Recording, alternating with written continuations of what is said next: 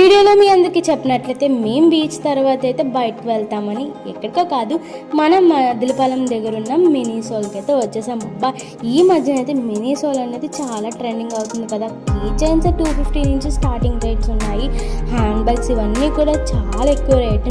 నాకు తెలిసి ఒక్క ఐటెం కూడా 100 బిలో కానీ 100 అబవ్ కానీ ఏం లేదు. అన్నీ కూడా 200 250s నుంచి 1800 వరకు కూడా ఉన్నాయి. చాలా కాస్ట్ ఎక్కువ.